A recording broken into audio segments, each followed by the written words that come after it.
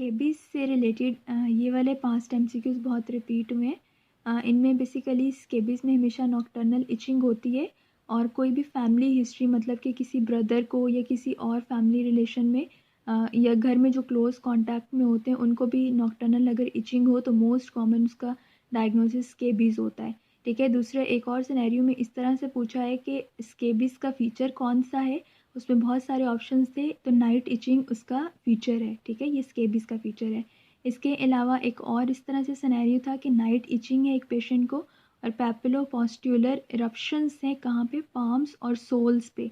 और ये पाम्स और सोल्स पे यूजुअली जो छोटे बच्चे होते हैं उनके अंदर ये इरप्शंस होती हैं पाम्स और सोल्स पे। ठीक है, और इसका आंसर स्केबीज। और इसके अलावा स्केबीज का ट्रीटमेंट पूछा हुआ है, दैट इज़ परमेथ्रिन। एक्जीमा से रिलेटेड ये वाले एमसीक्यूज आए हुए हैं। एमसीक्यू इस तरह से था कि एक्जीमा का फ़ीचर कौन सा है। अब उसमें बहुत सारे ऑप्शंस थे, वेजिकुलेशन भी थी, क्रस्ट भी थे, इचिंग भी थी और लाइकनिफिकेशन भी थी। ठीक है, तो अब उसमें जो मेन फीचर है ना एक्जीमा का वो लाइकनिफिकेशन है। ठीक है, ये सबसे ज़्यादा इम्पॉर्टेंट है। एक और सिनेरियो इस तरह से भी था कि इनमें से कौन सा एक्जीमा का फीचर नहीं है। उसमें ये सारे ही ऑप्शन में थे, लाइग्निफिकेशन, वेजिकुलर, क्रस्ट इचिंग और एक और ऑप्शन था दैट वाज ओजिंग। ओजिंग इसका फीचर नहीं है। ये सारे ही एक्जीमा के फीचर्स हैं जिनमें से मोस्ट इम्पॉर्टेंट इज़ लाइकेनिफिकेशन। ठीक है, और एक्जीमा के लिए एंटीबॉडीज़ कौन सी देते हैं इसको ट्रीट करने के लिए, इंटरल्यूकिन 4 रिसेप्टर के अगेंस्ट जो एंटीबॉडीज़ होती हैं उससे एक्जीमा को ट्रीट करते हैं। देन सोरियासिस, इसका जब भी सिनेरियो आता है इसमें सिल्वरी स्केल्स का जिक्र ज़रूर होता है। अब वो सिल्वरी स्केल्स यूजुअली स्कैल्प के ऊपर होते हैं। ठीक है, तो इसमें इस तरह से सिनेरियो था कि पेशेंट है उसके स्कैल्प पे सिल्वरी स्केल्स है और ऑस्पिट साइन पॉजिटिव है। अब सिनेरियो में उन्होंने ऑस्पिट साइन नहीं लिखा था, उन्होंने पिन पॉइंट ब्लीडिंग का वर्ड यूज़ किया था। यहाँ पे मैंने ऑस्पिट साइन लिखा है। ठीक है, तो सोरियासिस उसका डायग्नोसिस सोरियासिस था। इसके अलावा एक और सिनेरियो इस तरह से भी था कि कौन सा सोरियासिस का फीचर कौन सा है। उसमें बहुत सारे ऑप्शंस थे, उसमें नेल पिटिंग ये सोरियासिस का फीचर है। एक और सिनेरियो में भी इसी तरह से सोरियासिस का फीचर पूछा हुआ था, वहाँ पे ये दोनों ही ऑप्शन में थे, बट उनमें से आप कोई भी चूज़ कर सकते हो, लेकिन मोस्ट जो इम्पॉर्टेंट है दैट इज़ नेल पिटिंग। ठीक है, इसके अलावा सोरियासिस कौन से बॉडी पार्ट्स को इन्वॉल्व करती है, स्पेसिफिकली स्कैल्प को। ऑप्शन में ट्रंक थी, चेस्ट थी। ठीक है, इसके अलावा शोल्डर्स थे इसके ऑप्शन में, लेकिन उनमें से मोस्ट कॉमन पार्ट जिसमें सोरियासिस जिस पार्ट को इन्वॉल्व करती है दैट इज़ स्कैल्प। अगर दूसरा को पूछा जाए तो that is nails. Erythema multiform, इसका ये सिनेरियो इससे रिलेटेड तकरीबन 5-6 टाइम्स रिपीट हुआ है। इसका मेन फीचर क्या है, इसमें टारगेट लेयंस होती हैं एरिथीमा मल्टीफॉर्म में।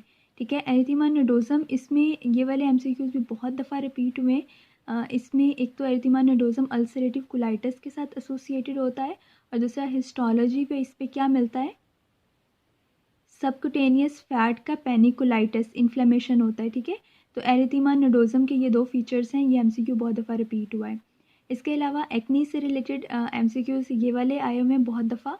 एक तो जब भी स्कारिंग होती है या एक्नी सिस्ट बनता है जो कि सवेयर एक्नी में बनता है, तो इसके ट्रीटमेंट के लिए हम हमेशा इंट्रालियन स्टीरॉइड्स या ग्लूकोकॉर्टिकॉइड्स भी उसी को कहते हैं, ये देते हैं। तो क्लोइड्स विच इज़ स्कार और इसके अलावा एक्नी सिस्ट दोनों की ट्रीटमेंट के लिए हम स्टीरॉइड्स देंगे और इंट्रालियन स्टीरॉइड्स देंगे। ठीक है, देन बुलस डिसऑर्डर्स, ये दो तरह की होती हैं। मीन बुलस मीन इनके अंदर कोई ब्लिस्टर वगैरह बनता है। ठीक है, अब ये दो तरह की होती है, एक पैम्फिगस एक पैम्फिगॉइड। पैम्फिगस वल्गैरस का सिनेरियो ये इस तरह से दो दफ़ा आया है। एक तो इसमें फ्लैसिड फ्रेजाइल ब्लिस्टर्स होते हैं और इसका मेन कॉज क्या है, दैट इज़ पेंसिलामीन। ठीक है, एक सिनेरियो में कॉज पूछा था, एक के अंदर ये फ्लैसिड फ्रेजाइल ब्लिस्टर्स का सिनेरियो था और उसका डायग्नोसिस बताना था, that was pemphigus vulgaris. Then bullous pemphigoid का सिनेरियो किस तरह से आता है, ये हमेशा ओल्ड एज में होता है, ये बात याद रखनी है, बहुत इची होते हैं और इसके अंदर सब एपिडर्मल ब्लिस्टर्स होते हैं और इओसिनोफिल्स भी होते हैं उन ब्लिस्टर्स के अंदर।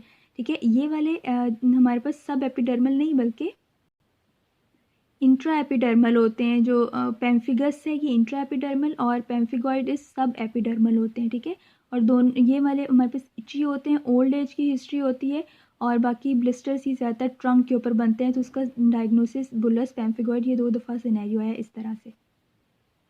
देन कार्बंकल का सिनेरियो भी एक दफ़ा आया है। कार्बंकल का आपने याद रखना है कि ये एक पेनफुल लंप होता है जिसकी बहुत सारी ओपनिंग्स होती हैं, मीन कि एक बड़ा सारा एक पस फिल्ड मतलब एक कैविटी सी होती है, सैक होता है, उसके अंदर बहुत सारी ओपनिंग्स होती हैं, that is carbuncle. Syphilis, secondary syphilis में पेनलेस जनरलाइज्ड रैश होते हैं, ठीक है। लाइकन प्लैनस का सिनेरियो इस तरह से आया है। इसमें बेसिकली पेप्यूल्स, इची पेप्यूल्स मिलके प्लेक्स बनाते हैं और ये यूजुअली फ्लेक्सर सरफेस के ऊपर होते हैं। पेप्यूल्स और प्लेक ये दोनों ही रेज्ड लियंस हैं। पेप्यूल का साइज़ छोटा होता है, प्लेक का साइज़ बड़ा होता है। ये दोनों ही रेज्ड लियंस होती हैं, ठीक है। अब ये दोनों जो है, अगर इन दोनों के अंदर पस कलेक्ट हो जाए तो उसको हम लोग क्या कहते हैं, पस्ट्यूल कहते हैं, ठीक है। पेप्यूल और प्लेक एक ही चीज़ है, सिर्फ इन दोनों में साइज़ का फ़र्क है। तो जब छोटे पेप्यूल्स मिलेंगे तो बड़ा प्लेक बनेगा।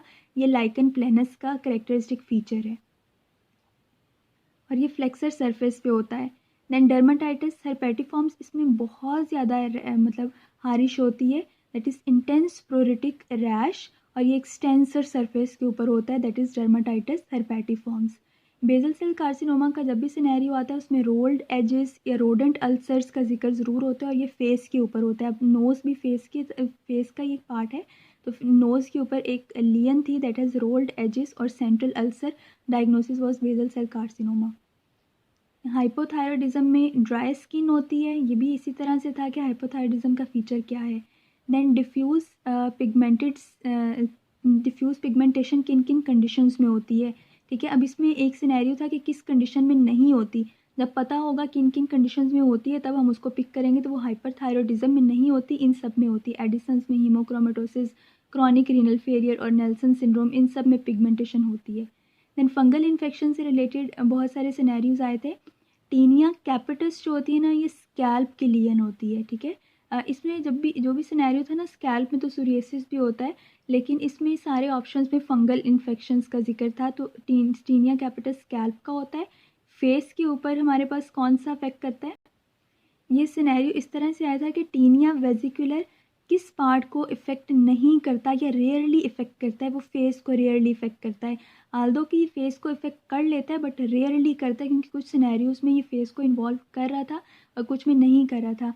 इसके अलावा ये इफ़ेक्ट किन पार्ट्स को करता है, अब सिनेरियो इस तरह से था कि रेयरली इफ़ेक्ट विच पार्ट, अब उसमें एब्डोमेन भी था ऑप्शन में, बैक भी थी, चेस्ट, शोल्डर और फेस भी था, तो करेक्ट ऑप्शन वॉज फेस।